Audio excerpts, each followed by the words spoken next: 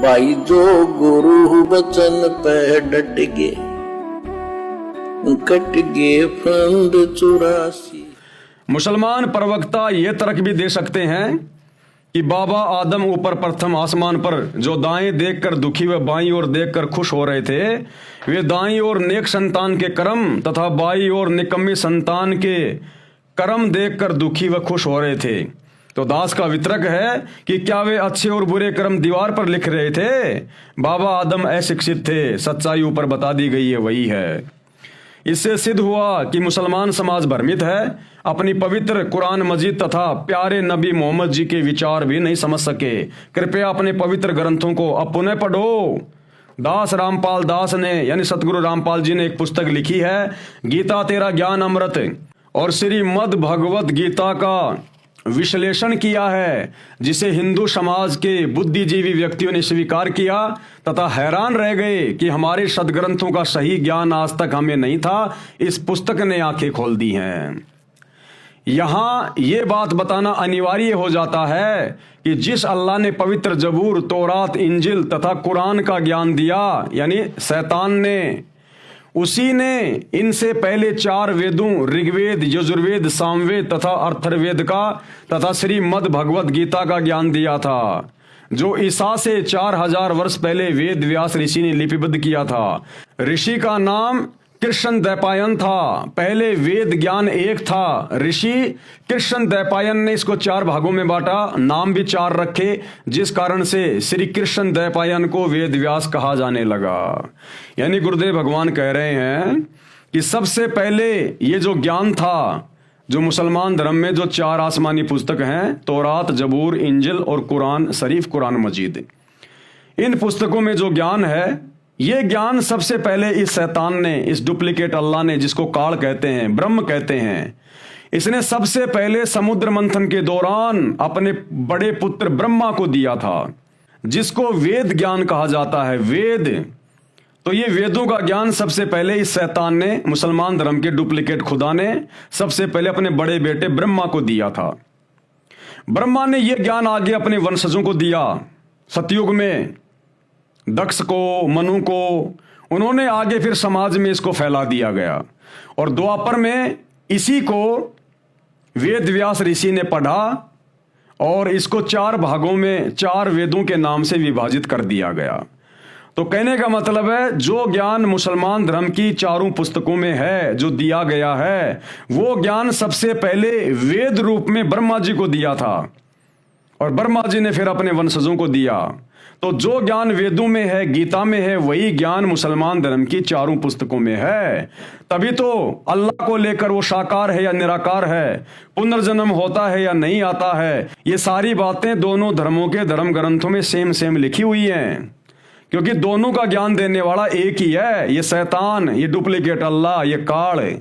वेदों का ज्ञान भी इसी ने दिया, गीता का ज्ञान भी श्री कृष्ण जी में प्रवेश करके अर्जुन को इसी ने दिया, और हजरत मूसा को तौरात का ज्ञान भी उसी ने दिया, हजरत दाऊद को जबूर का ज्ञान भी उसी ने दिया, हजरत ईसा को इंजिल का ज्ञान भी उसी ने दिया, कुरान शरीफ का ज्ञान भी उसी ने दिया। प्रसंग चल रहा है जन्म तथा मृत्यु का। सनातन पंथ सब अन्य प्रचलित पंथों से पहले का है। सनातन पंथ सबसे पुराना पंथ है। जितने पंथ वर्तमान में धरती पर चल रहे हैं, हिंदू धर्म, मुसलमान धर्म, सिख धर्म, ईसाई धर्म, जैन, यहूदी, फारसी, मंगोली, यानी दुनिया भर में तकरीबन 4000 से ऊपर धर्म है। इन सभी धर्मों में सबसे पहला धर्म है सनातन धर्म। अब सनातन धर्म का ठेका वर्तमान में केवल हिंदुओं ने ले लिया, जबकि ऐसा नहीं है। हम सब पहले सनातनी थे। अरे ये धर्म तो वर्तमान में बने भाई, आज से पहले तो हम सब इंसान थे। सतयुग में कोई धर्म नहीं था, केवल एक सनातन धर्म था। सनातन यानी सबसे पुराना, यानी जो लोग वेदों के अनुसार साधना करते थे उनको सनातनी कहा जाता था। और सतयुग में हिंदू, मुसलमान, जैनी सब लोग वेदों के अनुसार ही साधना करते थे, कोई अलग से हिंदू मुसलमान नहीं था। सतयुग में कोई धर्म नहीं था, त्रेता युग में भी कोई धर्म नहीं था, द्वापर युग में भी कोई धर्म नहीं था। द्वापर के बाद जब ये कलयुग शुरू हुआ तो कलयुग में लगभग 3,500 साल पहले ये हिंदू धर्म बना है, आदि शंकराचार्य के आने के बाद। 2,500 साल पहले ईसा मसीह आए तो ये ईसाई धर्म चल पड़ा उनके जाने के बाद। 1400 साल पहले हजरत मोहम्मद आए तो ये मुसलमान धर्म चल पड़ा। 600 साढ़े 600 साल पहले श्री नानक जी आए तो सिख धर्म चल पड़ा। 500 साढ़े 500 साल पहले महावीर जैन आए तो जैन धर्म चल पड़ा। ये इस कलयुग में 3,000 साल के आसपास अंदर अंदर ये सारे धर्म बने। उससे पहले 39 लाख वर्ष बीत गए, सतयुग से लेकर वर्तमान समय तक कोई धर्म धरती पर नहीं था। अरे विचार करो आप, त्रेता युग में राम रावण का युद्ध हुआ, करोड़ों की सेना गई थी। क्या उनके सैनिकों में किसी भी का भी कोई अब्दुल्ला नाम था? क्या कोई शमशेर सिंह नाम था? त्रेता युग में या द्वापर युग में कोई भी व्यक्ति अपने नाम के आगे कोई जाति लगाता था क्या? कोई धर्म लगाता था क्या? कोई खान था क्या? कोई शर्मा था क्या? कोई बनिया था क्या? क्या कोई अब्दुल्ला, कोई अफजल, कोई उमर अब्दुल्ला, कोई नाम थे क्या? कोई नाम नहीं था, सब सनातनी थे। हम सब एक ही पिता की संतान हैं। इस शैतान ने हमारे को वर्तमान में धर्मों में बांट दिया, जातियों में बांट दिया। त्रेता युग में श्री रामचंद्र जी के जो सैनिक थे, उनका जो परिवार था, बहुत सारे लोगों ने उनकी मदद करी। आप उनके नाम देखिएगा, जामवंत, सुग्रीव, बाली, अंगद, जटायु। क्या किसी के भी नाम के आगे पीछे कोई सिंह लग रहा है?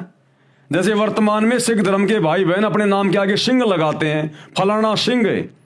क्या उस समय किसी के नाम के आगे पीछे सिंह था क्या? जामवंत सिंह था, जामवंत खान था, कोई नहीं था। तो भाई और बहनों, ये शैतान का षड्यंत्र है। इसने वर्तमान में हिंदू, मुसलमान, सिख, ईसाई बना दिए। अपने नाम के आगे खान लगाना, सिंह लगाना, फलाना सिंह लगाना, ये वर्तमान में शुरू हुआ है।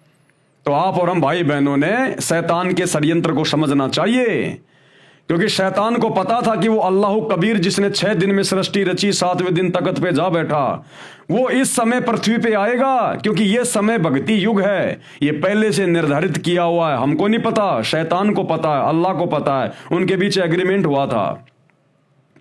तो शैतान को पता था कि वो अल्लाह कबीर आएगा और इन आत्माओं को जो मेरे जाल में फंसी हुई हैं, जिनको मैंने हिंदू, मुसलमान, सिख, ईसाई बना के आपस में धर्म के नाम पे लड़ा रखा है, इन आत्माओं को सच्ची साधना बता के धर्म ग्रंथों का निष्कर्ष निकाल के देगा और इनको भक्ति करवा कर अपने सतलोक में 7वें आसमान पर लेकर जाएगा।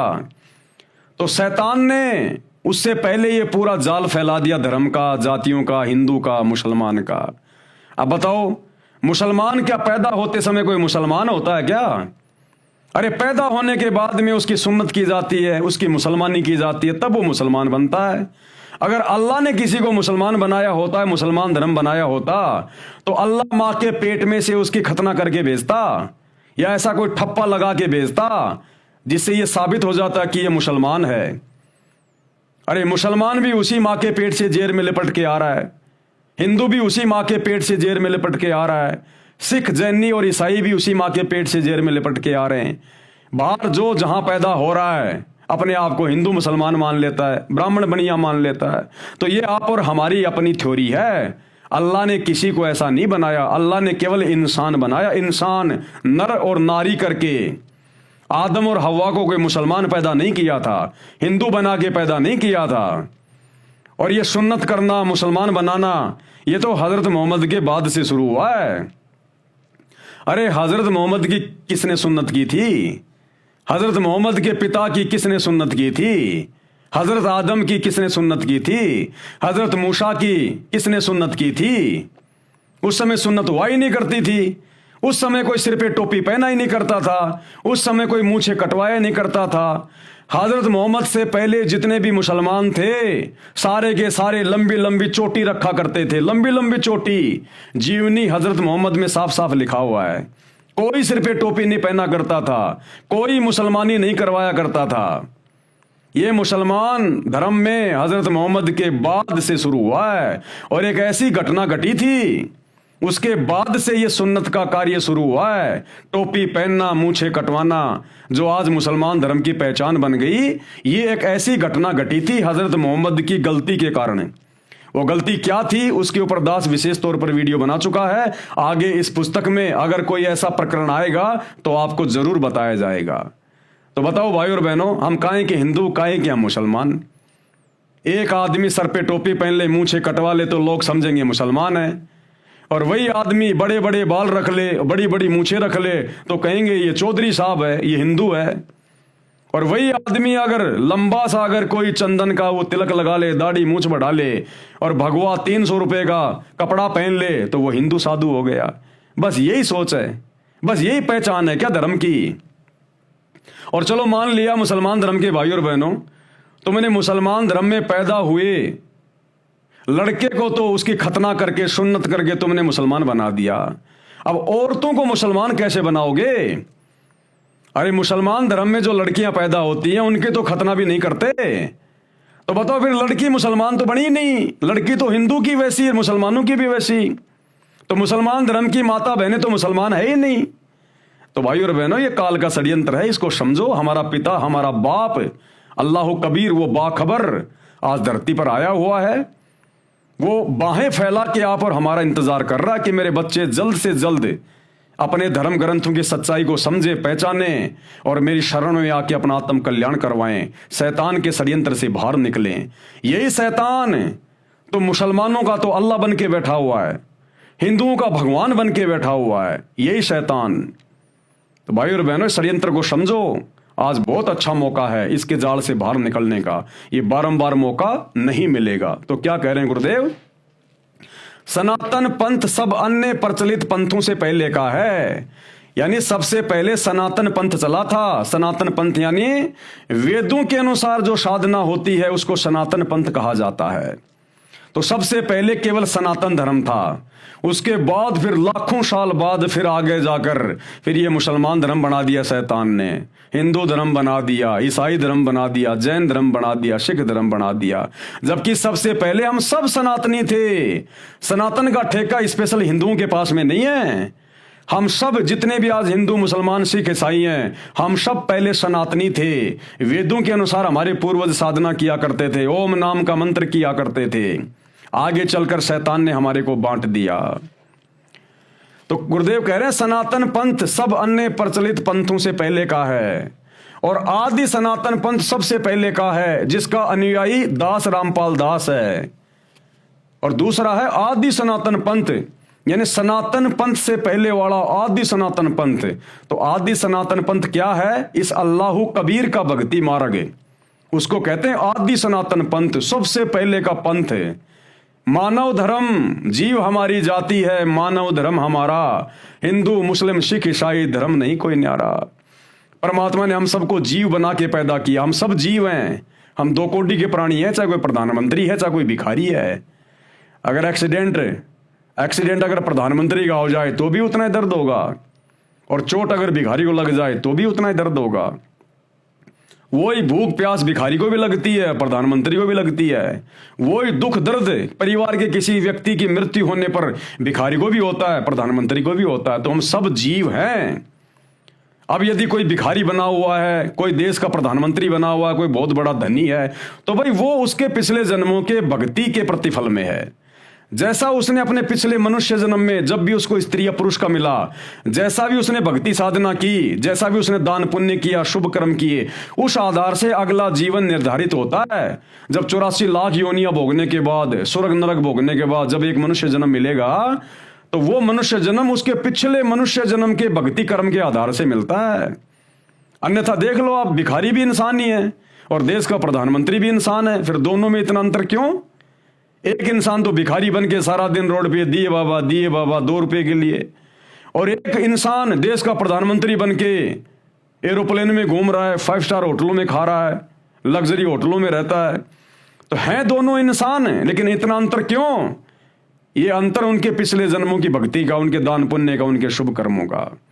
इसलिए परमात्मा शुभ कर्म करने पे जोर देते हैं। और ये नशा करना, बकरे काटना, जीव हत्या करना, चोरी जारी, मिलावट करना, झूठ बोलना, ब्याज लेना, रिश्वत लेना, इन सब के लिए मनुष्यों को दूर रहने की सलाह देते हैं। और भाई इनसे दूर तभी हुआ जाएगा जब आप बाखबर सतगुरु रामपाल जी के ज्ञान को भली भांति समझेंगे और उनसे उपदेश लेकर उनकी भक्ति शुरू करेंगे। उसके बाद उनके आशीर्वाद से आप जी इन कुकर्मों की तरफ कभी झांकोगे भी नहीं। तो एक होता है सनातन पंथ। सनातन पंथ है इस शैतान का, इस काल का, जो वेदों के अनुसार जो साधना करते हैं वो है सनातन पंथ। और एक होता है आदि सनातन पंथ, यानी उस परमेश्वर का पंथ, अल्लाह कबीर का पंथ, जो सूक्ष्म वेद के अनुसार साधना होती है। सूक्ष्म वेद, पांचवा वेद, उस कबीर परमेश्वर की वाणी, वो कबीर वाणी। तो सनातन पंथ है शैतान का पंथ, 21 ब्रह्मांड का पंथ, जो वेदों के अनुसार साधना जो होती है। और आदि सनातन पंथ है उस कबीर परमेश्वर का पंथ है, उसका भक्ति मार्ग, जो भक्ति मार्ग वो स्वयं लेके आता है।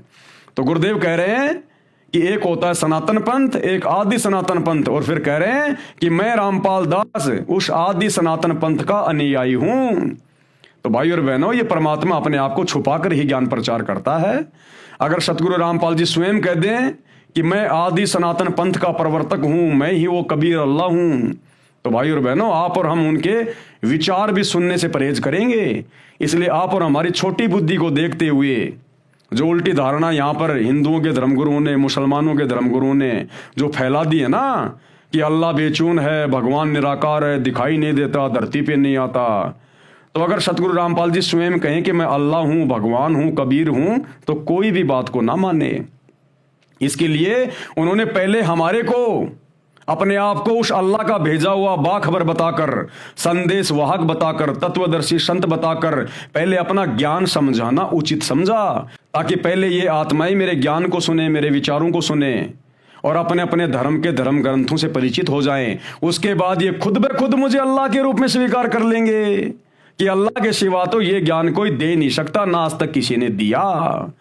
तो यहां गुरुदेव अपने आप को छुपाते हुए आदि सनातन पंथ का अनुयायी कह रहे हैं। सनातन पंथ सब अन्य प्रचलित पंथों से पहले का है और आदि सनातन पंथ सबसे पहले का है, यानी सनातन से पहले भी आदि सनातन पंथ था, आज भी है, जिसका अनुयायी दास रामपाल दास है। इन दोनों पंथों यानी वर्तमान में धर्म कहे जाते हैं, यही मान्यता है कि प्रत्येक प्राणी का जन्म तथा मरण होता है। इन दोनों धर्मों में, सनातन में और आदि सनातन में, यही मान्यता है कि व्यक्ति का जन्म और मृत्यु होता है। ये जन्म और मरण होता रहता है। कब तक? जब तक हम सतगुरु की शरण में नहीं आते, जब तक हम उस अल्लाह कबीर बाखबर की शरण में नहीं आते, तब तक ये जन्म और मृत्यु का चक्कर यूं ही चलता रहेगा शैतान के लोक में। यह सिद्धांत इसलिए भी विश्वसनीय है कि यह कादिर खुदा कबीर का बताया हुआ है। अंतर इतना है कि सनातन धर्म में जन्म मरण का चक्कर सदा रहने वाला मानते हैं, यानी काल के लोक में जन्म और मरण का चक्कर सदा बना रहने वाला मानते हैं। जैसे गीता अध्याय 4 श्लोक 5 में कहा है कि हे अर्जुन, तेरे और मेरे बहुत जन्म हो चुके हैं। गीता अध्याय 2 श्लोक 12 में कहा है कि तू तथा मैं और ये सब सामने खड़े सैनिक पहले भी जन्मे थे, आगे भी जन्मेंगे, ये ना समझ कि हम सब वर्तमान में ही जन्मे हैं। और आदि सनातन पंथ की क्या मान्यता है? परमात्मा के पंथ की, भक्ति मार्ग की, सत भक्ति मार्ग की क्या मान्यता है? आदि सनातन पंथ में यह मान्यता है कि जब तक पूर्ण सतगुरु नहीं मिलता तो सत्य पुरुष यानी गीता अध्याय 8 श्लोक 3, 8, 9, 10 तथा अध्याय 15 श्लोक 17 वाले परम अक्षर ब्रह्म की संपूर्ण यथार्थ भक्ति जानता है, उससे दीक्षा लेकर भक्ति नहीं करता है, उसका जन्म मरण का चक्कर सदा बना रहेगा। परम अक्षर ब्रह्म की भक्ति करने से गीता अध्याय 15 श्लोक 4 वाली मुक्ति मिल जाती है। वह परम पद मिल जाता है जहां जाने के पश्चात भगत लौटकर संसार में कभी नहीं आते। इसलिए गीता अध्याय 18 श्लोक 46, 61 और 62 में कहा है कि श्लोक 46 में, हे अर्जुन, जिस परमेश्वर से संपूर्ण प्राणियों की उत्पत्ति हुई है और जिसने समस्त जगत व्याप्त हुआ है, उस परमेश्वर की स्वाभाविक कर्मों द्वारा पूजा करके मनुष्य परम सिद्धि को प्राप्त हो जाता है। श्लोक 61 में कहा है, हे अर्जुन, शरीर रूपी यंत्र में आरूढ़ हुए संपूर्ण प्राणियों को परमेश्वर अपनी माया यानी शक्ति से उनके कर्मों अनुसार भ्रमण करवाता हुआ सब प्राणियों के हृदय में स्थित विराजमान है। श्लोक नंबर 62 क्या कह रहा है? हे भारत, तू सब प्रकार से उस परमेश्वर की शरण में जा, यानी उस बाखबर की शरण में, तत्वदर्शी संत की शरण में, अल्लाह कबीर की शरण में जा। उस परमात्मा की कृपा से ही तू परम शांति को तथा सनातन परम धाम को प्राप्त होगा। यानी सनातन पंथ की मान्यता है, काल के लोक की मान्यता है, वेदों के अनुसार साधना करने वालों की मान्यता है कि भैया जब तक यहां रहेंगे जन्मते और मरते रहेंगे। और आदि सनातन पंथ यानी परमपिता परमेश्वर अल्लाह कबीर के पंथ की मान्यता है कि जब तक ये प्राणी सतगुरु की शरण में आकर सत भक्ति नहीं करेगा, एक कादिर अल्लाह की सच्ची इबादत नहीं करेगा, तब तक तो ये जन्मता और मरता रहेगा काल के लोक में। लेकिन जिस दिन ये उस बाखबर की शरण में आ जाएगा, तत्वदर्शी संत की शरण में आ जाएगा और उसके बताए अनुसार आजीवन मर्यादा में रहकर सच्ची इबादत पूजा पाठ करेगा, तो फिर इसका जन्म और मरण का झंझट समाप्त कर दिया जाएगा। फिर ये सदा सदा के लिए सातवें आसमान ओरिजिनल जन्नत सतलोक में खुदा के पास चला जाएगा। आदि सनातन पंथ को उस परमेश्वर यानी परम अक्षर ब्रह्म को सत्य पुरुष कहा जाता है। आदि सनातन पंथ में उस कादिर अल्लाह को परमेश्वर कहा जाता है, परम अक्षर ब्रह्म भी कहा जाता है, सत्य पुरुष भी कहा जाता है। सत्य पुरुष यानी सदा रहने वाला परमात्मा। सनातन परम धाम को अमर लोक सतलोक कहा जाता है। उस सतलोक में जाने के पश्चात साधक का जन्म मृत्यु का चक्कर सदा के लिए समाप्त हो जाता है। कौन सा सतलोक? सूरत फुरकानी 25 आयत नंबर 52 से 59, जिसमें कुरान का ज्ञान देने वाला मुसलमान भाइयों का डुप्लीकेट अल्लाह हजरत मोहम्मद को कह रहा है कि जिस अल्लाह ने 6 दिन में सृष्टि रची और 7वें दिन तकत पे जा विराजा, 7वें दिन जिस तकत पे, जिस 7वें आसमान पर वो अल्लाह जा विराजा, वो है परम धाम, उसको कहते हैं सतलोक सचखंड।